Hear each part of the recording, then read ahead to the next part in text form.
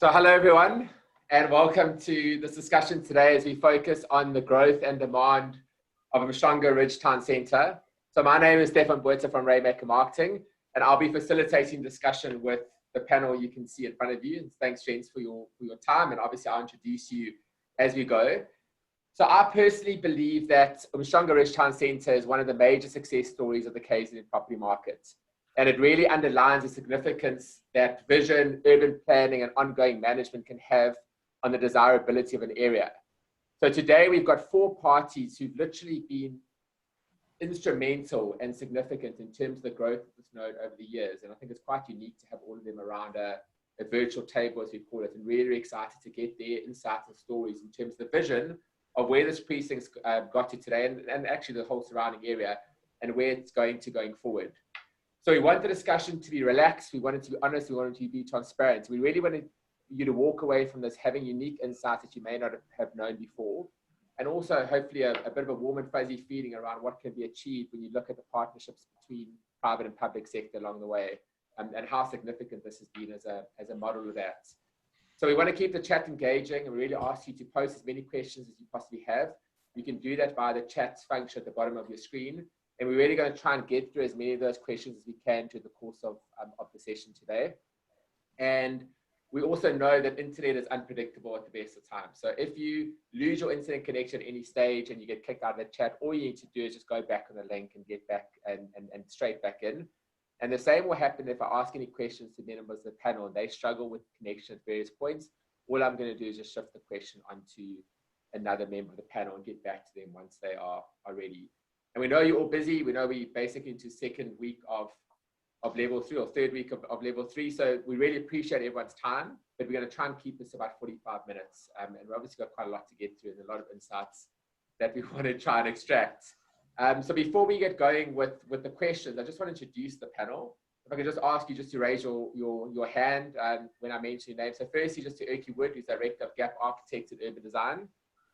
Hello. So they really have been the urban planners behind Gateway, Umhlanga Ridge Town Centre, Umhlanga Ridge Precincts, and really been involved right from the outset. And it's really interesting when you listen to this whole concept and how much planning goes into creating a precinct of this nature. Then Andile Mnguni, who's an executive at Tonga Tudor Property.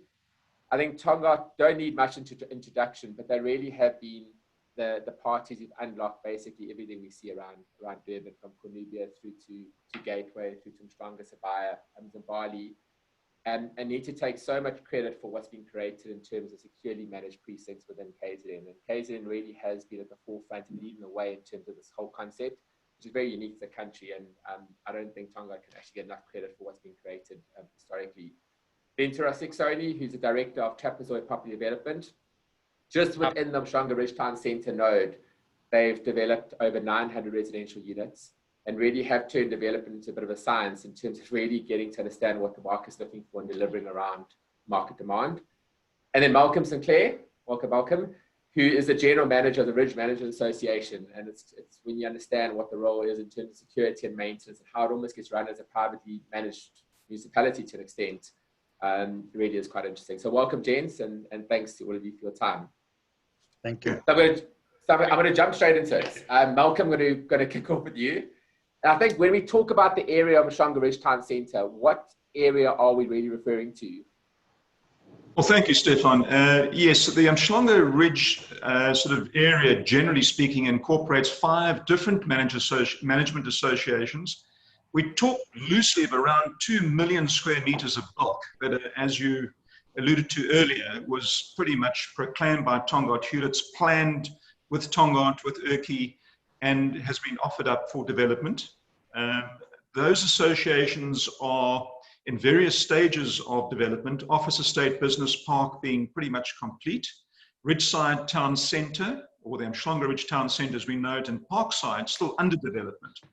The area, interestingly, is somewhat upwards of 800 hectares, but accounts for around 9% of the eThekwini city rate space at the moment. So it's a very concentrated area, highly managed, and I think, again, as you said, great credit to Tonga Hewlett or Morelands in those days for foreseeing the problems of management, ongoing management after developers had come and created the value proposition. And then Erky, so today we're focusing very much on Umhlanga Ridge Town Centre as a node. So how did the vision for that come about? It would have been in the late 1990s, I guess around about 1997. I was already busy at that stage on the Lelusha Ridge office estate, and I wasn't aware of what they were planning for a new town centre there. But at that stage, Gateway was seen as a much smaller shopping centre. I think only about 12,000 square meters as a local neighbourhood store. And the idea at that stage was very much a civic and little shopping centre kind of thing.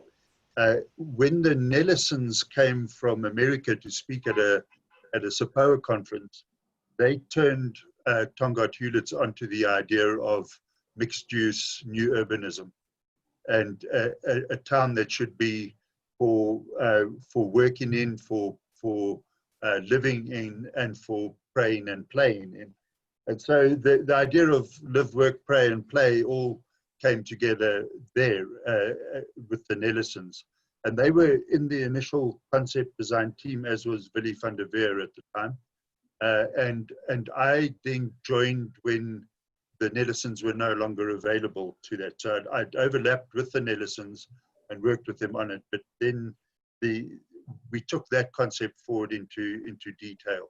And so we went on an overseas trip in 1999, in September of that year, just before the new millennium, to literally have a final look and see and decide whether we were good to go. And we came back from that trip knowing that what we had designed was the right way to be going, and we pushed the button on it then. So effectively 1999 represents the start of everything, I guess. And how does what we see today compare with that initial vision that you and Tongaat had? Remarkably, exactly, I would have to say. It's absolutely surprising. You know, one is so used to being wrong a lot of the time, but it seemed we got it right. What was extraordinary, though, was that we had no idea whether it would work. We honestly didn't. Neither the Tongaat Hewlett's team or the design team really knew whether we were going to pull this off or not. And the market was initially hesitant because we were talking about a totally greenfields thing. The shopping centre had come out of the ground, but the market still wasn't sure about this mixed use thing at all, much less this idea of vertical integration where you've got shops, offices, apartments, penthouses, and with a few hotels and things jammed in between that, all stacked on top of one another, effectively going back to that fantastic old way that cities have evolved over the years. And the market really wasn't sure about that. And so we learned as we went of how to take the market with us very gently, offer them comfortable things to begin with, and then start pushing them towards more and more achievement along the lines of the urban agenda that we were trying to promote. But I've got to say that it's absolutely, it's come out looking exactly what it said on the tin, so to speak. And what excites you most when you drive through the town centre today? Oh, well, it's just extraordinary. I mean, I think the most overwhelming thing is the sheer humility of and gratitude for having been involved in a project like this. You know, it's an extraordinary honor to have been on that team. It was a beautiful team to work with. The Tongaat Hewlett's people were fantastic. The engineering team were fantastic. All the marketing people at that time. It was a real team effort, and it was an honor to be part of that. And so I think when I drive around it, I just have an immense kind of pleasure. Of course, there's a strange thing about it too, is that I don't get to see it at leisure that much, because I'm there down from Johannesburg working on it for 2 or 3 days every second week. But I get let off for good behavior to go home to Johannesburg on weekends. So I don't get to see the town centre operating at that time when the residents are all working with the place. And it was overwhelming to me to go to the concert in the park recently, which was the first time I've ever been to one of those. And I was sitting there and just suddenly was overcome with emotion and kind of burst into tears. I didn't realize that we had achieved this, really, you know, when I saw what was happening. It was a fantastic experience. So, Andile, in terms of the shopping centre, Gateway Theatre Shopping, so I mean, everyone must have thought, like Erky said, that collectively you guys are all crazy to try and conceptualize a shopping centre of that size in 1998. And I know now it's almost doubled in size. How much of a catalyst was Gateway in terms of everything that's developed around it? No, thanks, Steph, and thanks for the good introduction. And Erky keeps mentioning past tense. He keeps going to say the great team then. The team is still there. Erky Tonga is still there. It could be change of faces, really, you know. Yeah. Yeah, just to answer your question, though, Steph, for every development that you do, you would have to have anchors. Those that do shopping centers will tell you, even within the shopping center itself, you need to have anchor tenants. Without anchor tenants, you are gone. So Gateway was a catalyst and an anchor in the formation of that precinct. If you go 20 years back and you look at aerial pictures of Gateway, you won't believe it. When I say Gateway, because people call it Gateway, the greater Umhlanga Ridge. You see sugarcane everywhere, and you see a tiny little road, which is the road that goes in front of your DSTV, your Deloitte, the square, going across, and then you should see a shark spot on the other end, and it takes you down to the hotels in the Umhlanga village. And all around it is sugarcane. In fact, up to 2008, even if you look at Ridge site itself, you see sugarcane everywhere, you know. So we knew that Gateway would be the anchor.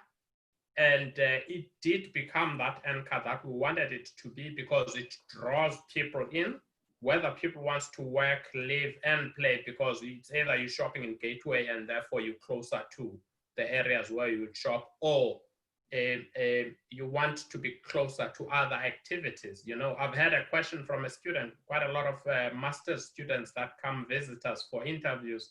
One question was, is the Gateway precinct the new CBD? So I had to be correct, and I said to the student, no, it's not the new CBD. It's just the sprawl in a managed way, in a controlled environment, you know. But the reality is that the Gateway investors were visionaries themselves. They could have said, no, we can't pull this thing off. It's too much, and the whole thing could have collapsed. But back to what Erky has said also, there was a significant investment that was done from a research point of view to see how could we make it work, you know?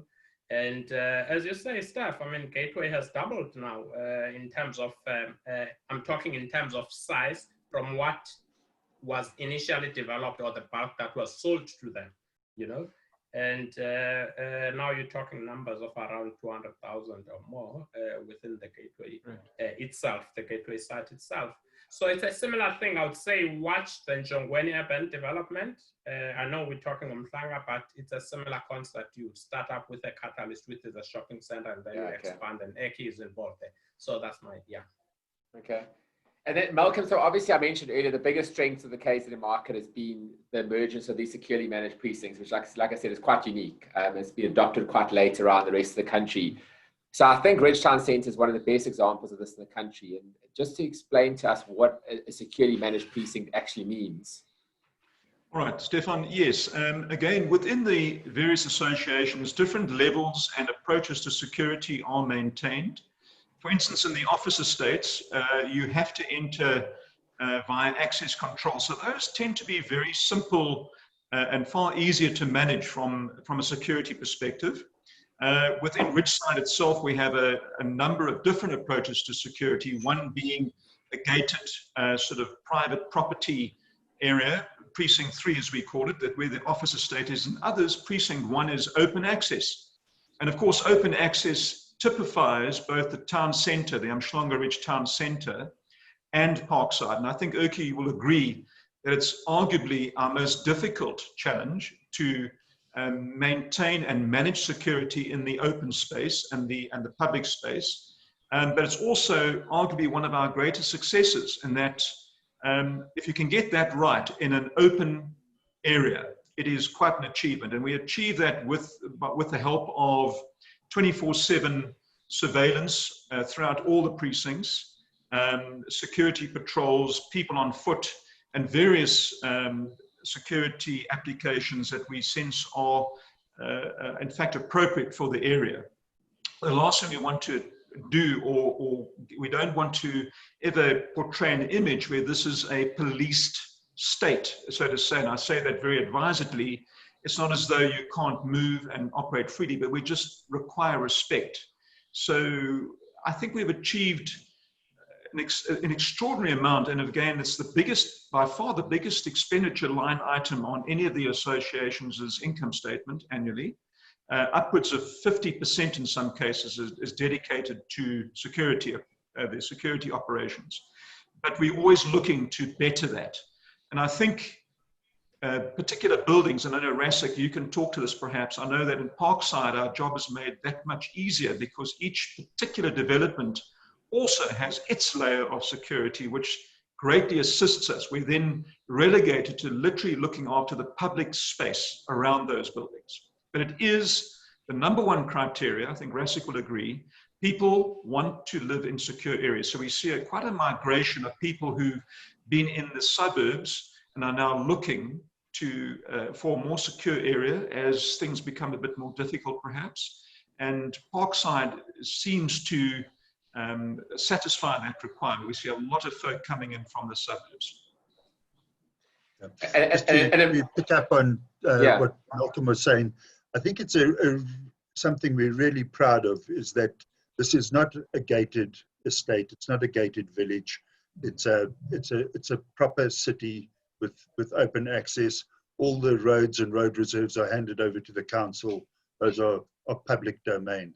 And Malcolm's quite right that to get security to work at that level is paramount. And to have literally apartments coming down to sidewalk level, and in many cases apartments individually taking access off sidewalk is an incredibly hard thing to do in the South African context of this sort of neo-medievalism that we live in a way.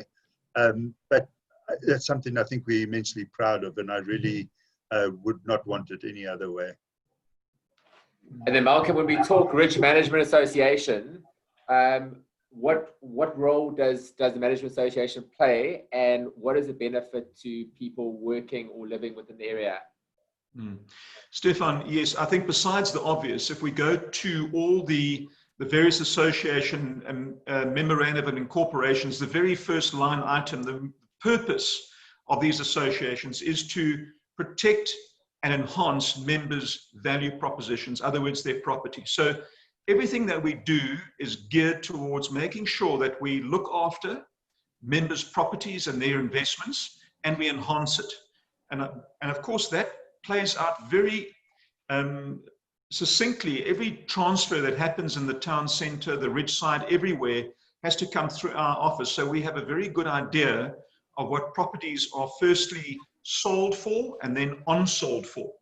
And the growth has been remarkable over 20 years. Yes, there have been little incidences where, or times where the property price increases have been a little bit slower, but we have seen sort of a remarkable walk, inextricable walk up of property value. So we're doing something right.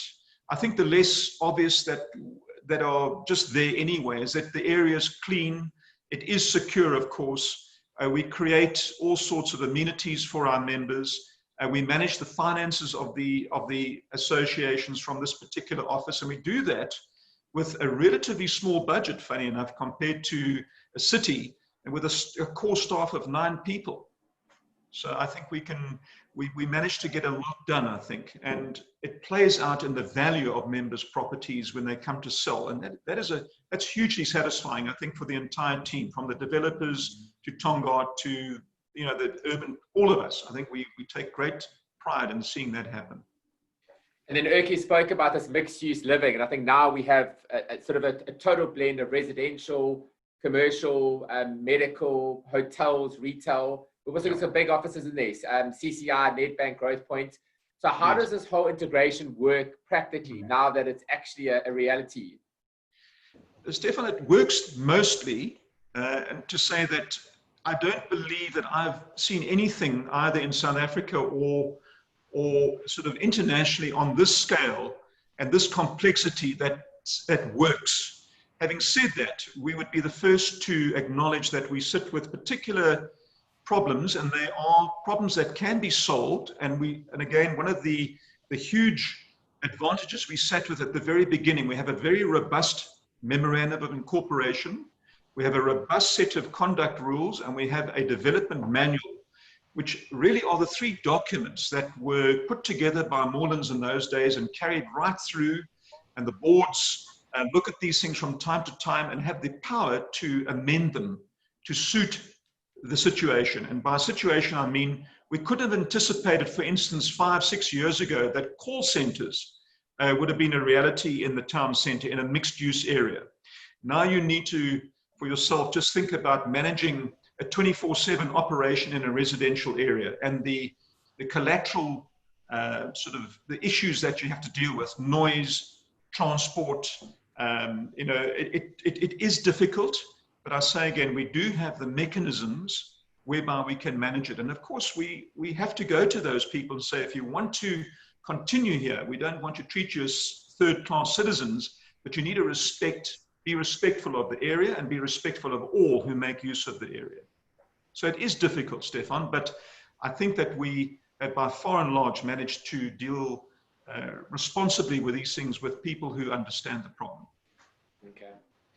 So Rask, just want to bring you in here. So Malcolm spoke about the property growth, and I know we've seen it. We've seen sort of almost close to 10% year-on-year growth the last couple of years, which is quite remarkable in a tough market.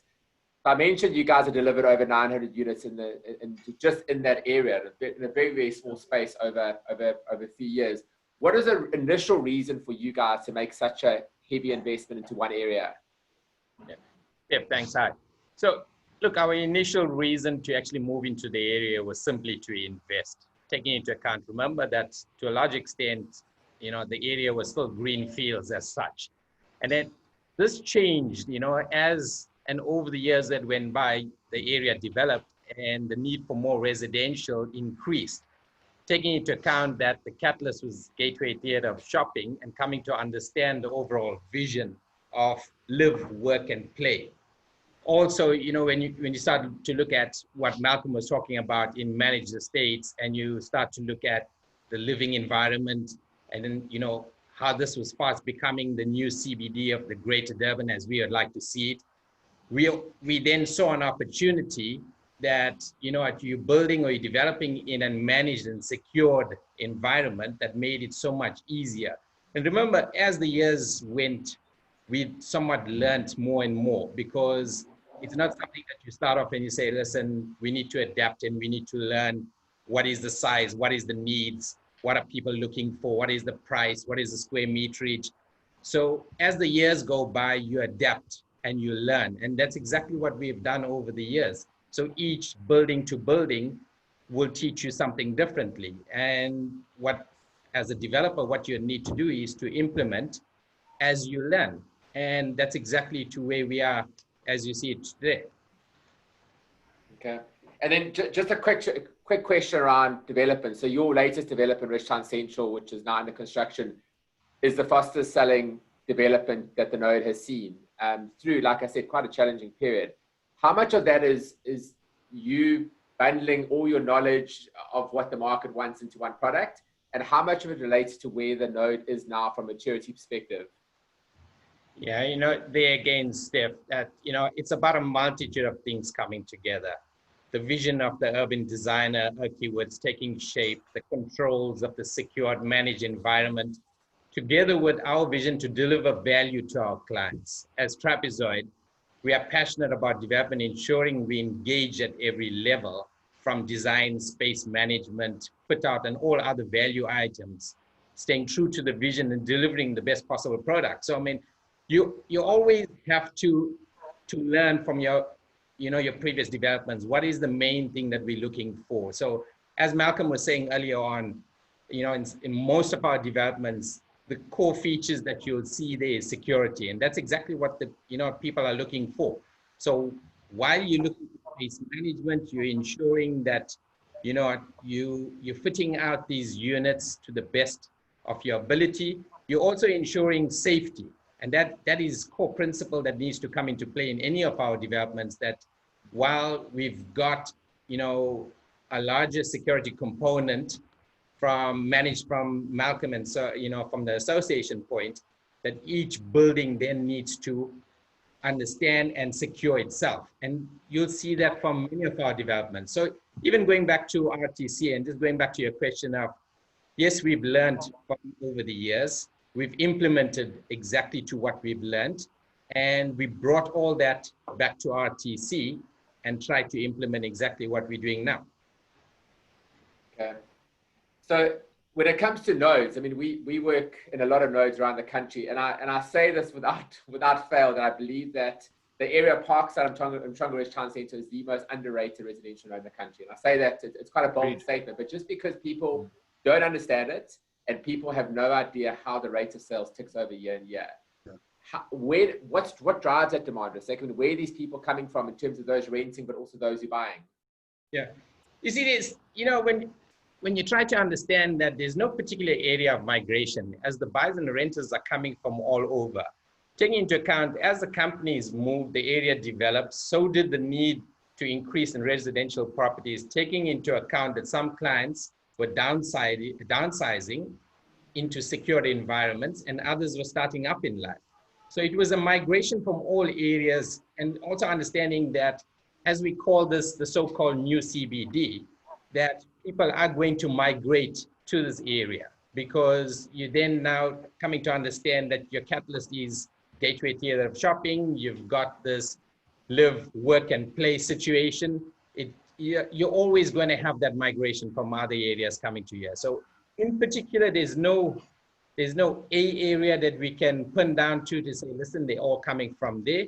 It's from all over. As the companies moved across, so did the people. There's an interesting thing too that I think people like Rask, etc., those small-scale developers as well deserve enormous credit for this town centre. They've really had the courage to do very important things. There's something peculiar about Andile Mnguni that makes this mixed-use model work, I think. If you look at Johannesburg and look at Cape Town, they're very institutionally run cities in many ways. You've got big players who stick to core business. They either do a shopping centre or an office park or an office building. They very seldom do residential, and they will never put those things together. They stick to their knitting and do one thing at a time. In a way, in a fairly simple model. In Durban, there's this extraordinary thing where I've been sitting at having beers with people where these syndicates have just formed. A few guys sitting around saying, why don't we just buy some bulk from Tongaat? Let's do a development. And they don't have a core business. They don't care if it's residential or retail or office, etc. The only core business is how do you get an architect to work on risk until you've got this thing to a 75% pre-sale off plan, and then you take it to the bank, and the bank says, what a pleasure. And I think that's the courage of Durban. You don't see this level of mixed use in Cape Town or in Johannesburg. They tried it with things like Melrose Arch, Century City, etc. But in spite of those cities having great institutional memory of mixed use, no one's really got the guts to do it. Durban's been amazing that way. Yeah, and agreed. And I think a collective amongst developers understanding that there's a sweet spot in the market, and if you can deliver that price point, and like you say, value engineering where you can, it's always going to attract the markets. So and of course, the interesting thing is too, these markets never run together. The market's always doing one or other thing, and there were times we were really so anxious to get our first residential component into the town centre because everyone was doing retail or offices. After a while, residential started running like crazy to the point where we had to keep reminding people that they were actually allowed to do offices as well if they wanted to. And I think that's been fundamental to the success of the town centre as well, is because the property markets move in at different levels in all these different sectors, it's always been available and open for business regardless of what the market is doing at any given time. So just a comment for you guys, just so you know, I don't know if you've seen the comment, but just from Blake Biden saying, hi gents, good to see you all again. Great job at delivering a quality precinct. Take care. I'm sure you guys all know Blake. And then, and Delia, I'm going to pass this on to you, and maybe if guys want to come in too. So it's from Akash Maharaj. It just says, what is next for the town centre? How will you make it more attractive for holidaymakers and investors? No, thanks, Steph, for that question. You know, you always get these questions, people wanting the next thing. And there's a simple saying that don't change what's right, you know. At the moment, the town centre is delivering. It's a mixed-use concept that is working. I think why is it working? It's because of the way it's been put together to allow some flexibility, you know. I think the next thing is we're getting to making it more of a brownfields rather than a greenfields development, because you almost sold out in terms of land parcels that are in the area, is to say, how do you densify, taking into account the city's strategy on densification and the BRT routes that are coming through. In fact, they cut through the Umhlanga Ridge Town Centre, connecting communities, different communities. So the next big thing is focusing on that densification, and Erky can come in. We keep saying we're actually starting to exceed your cent in bulk in terms of the thinking and the strategy, and taking that initial strategy that was started about 2 decades ago to say to the next level. So the next thing is focusing on densification, is focusing on making sure that the networks work in the area. I'm talking pedestrian friendly, connectivity, easy access to city, Durban Central, to the airport and all of that.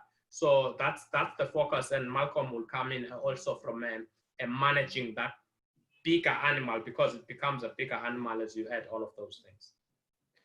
So can I just ask a bit more on that? Obviously, it's a big component. We all know this BRT in terms of the linkage through from Bridge City to Cornubia into Newtown, and then obviously out to the airport into town. Where are we with that from a city perspective? Yeah, okay. I'll give my bit, and then Erky can come in. I think from that perspective, Steph, how I hoped the head of ETA, Tami Manyati or Rocky, were here to eloquently articulate that, because that's their space. We were trying, but I think we actually failed in our try to get them because of how busy people are. The link between Pinetown and Bridge City is there. Infrastructure is installed. Yes, it's not operational yet because there's issues about procuring buses and other things. And that link actually leads to a link between Bridge City and Cornubia Town Centre, Umhlanga Ridge Town Centre, which is being finalized from a design point of view, but there will also be a link to the King Shaka International Airport, which I think, in my view, would have to link with the Sibaya Coastal Precinct, noting that there's a university coming up there. You end up with 5,000 students. How do you transport those students between the nodes? And those engagements are taking place with the city, between Tongaat and the city. We've seen what the BRT has done in Gauteng from a network connectivity point of view. And I know, Malcolm, you wanted Erky to come in as well on that. Yes, I think Erky we have been chatting, and Erky, I think, might have a little bit more about the BRT that may be more up to date, Erky. And Erky, just to add to that, sorry, there's actually a question from Jeffrey Richards, and I think it ties exactly what you're saying now. How well do you think public transport has been integrated in the town centre? I think it's all linked to probably your answer now. Yeah, the greatest failure of the town centre to date has been the lack of public transport. And it's typically an enormous frustration for us, because that's the piece that we can't get right. You can't design public transport around a node without a much, much bigger regional input. And fundamentally from authorities whose business is providing public transport. And we are still way too private car based, and we all look forward to that possibility of public transport taking a far greater hold. We've made ourselves available for whatever public transport will come our way, and right now the prospect is going to be the delivery of the integrated rapid bus system fairly shortly. we've analysed probably 3 or 4 different routes through the city centre or through the town centre with the Erky Wood Transit Authority, and are still looking for finality on that in many respects. But planning is proceeding apace, and in fact, everything's gearing towards implementation, we hope, fairly shortly. We of course also have longer term views of if and when there's ever an equivalent of a car train. Absolutely, that has been looked at so that that would come through underneath the town centre, and we know where we would want that station, if you like, the central station, to pop up and be part of the town centre. That's all been looked at and allowed for. Okay. And what I'd maybe suggest is that we, from our side, will get updated timelines from the city and just send it out to everyone in this chat as part of the post-webinar debrief. Yeah. I think it is quite relevant. And it's come up quite a bit to Kavish, Harilal, and a few others have asked the same question. Yeah. There's another aspect to public transport, of course, and that is non-motorized transport. That's people on foot and people on bicycles. And we are certainly looking at how, with Malcolm, to see how we can start to get a smart bike system into the town centre. As you know, there are really only 2 kinds of mayors in the world. There's a mayor that has an integrated bike system, and there's a mayor who wishes he had an integrated bike system. And so we're looking to do that now and starting to mobilize planning around that stuff now as well. But this idea of actually not making commuting unnecessary must be our first prize, that we effectively can live and work in the same place and find pretty much everything we need, where walking is the default, and getting into a private car is less and less necessary going forward. So Malcolm, I actually want to bring you in, because I think we talk about the walking and the cycling, and I'm all for exactly what Erky said. I think there's a new way of thinking. I do believe in future, also controversial, is that when people start equating the cost of cars and then started comparing the cost of being able to ride and cycle and walk and use Uber when you need to, people might start doing the sums in future and actually realizing that the need to own a car is different. And maybe we're not there yet, but we certainly, things might change. But it comes down to security at the end of the day. And I know there's a question here for Robert Duncan, and it's really relevant. Why do residents feel safe living and working in this precinct? And how is level of crime managed through proactive security measures? And I think just to add to that, I mean, I know there's so many kids' play parks and walking areas and running trails. How is it that those areas can be safe and secure? Stefan, yeah, good question. And I'll say again, I think I'd like to just temper that question with relative. You know, we can never guarantee absolute safety for anybody, but by golly, I think the lens to which we go must suggest, and of course we sit monthly with SAPS and look at the crime statistics around the area, this area and others, and we are a fraction of that. So I have to say that the mere facts that we look at bears out the very point that it's much safer to live here than in many other areas around the greater eThekwini area. We are constantly looking at ways of improving safety. For instance, Erky will tell you that we're looking at a new level of street lighting, a new order of street lighting for the pedestrians rather than into the street. And the idea is that people need to feel safe, that they are encouraged to walk. And I'd be the first to say that I don't think we've quite hit the mark yet in terms of the street lighting in the residential component of the town centre, for instance. So we are looking at those projects where we invite this sort of comment or suggestion from our members, and it's our role and duty to in fact explore it and then see if we can implement. The town was also set out by Gap Design, Erky and his team, as to be pedestrian friendly. Now, we also know that we live in a mad car culture almost in KZN for some reason. So, you know, people speed and really are not very conscious of pedestrians. So right now we've worked with the eThekwini Transport Authority to put in a complete set of raised pedestrian crossings throughout the town centre to slow the traffic down, to make it more pedestrian friendly. More than that, we've also are looking at installing a second order of CCTV surveillance on buildings, on the residential buildings, which we have We have a servitude on each building at a certain height to be able to do that as an association, not to be prying, but rather to enhance the surveillance that we have already on the street. So if we see something happening, we can immediately respond to it. One of the things to remember about security too, there, Stefan, is that it's not simply about how you police and monitor and control. Fundamentally embedded in the development manual and everything you see in the town centre is this idea of eyes on the street. Every building is required to be what is referred to as responsive architecture. So if there are apartments, we encourage living rooms, kitchens, places where you stand washing dishes. You're looking out onto the street all the time. One of the things we encourage is curbside parking, because one of the biggest investments you have in a town centre is your private car. The fact that it's sitting at curbside is a good reason to be looking out into the public environment and having an interest in what's going on there. So that natural surveillance is embedded in the whole design of the town centre. And I think where we have failure, it's where people have turned their backs on the street.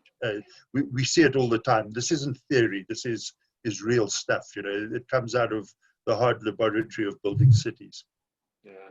And I mean, just from my side, Steph, just one comment on this. It would be, without wasting time, when we were planning the Umhlanga area, we actually looked at a document called CPTED, Crime Prevention Through Environmental Design.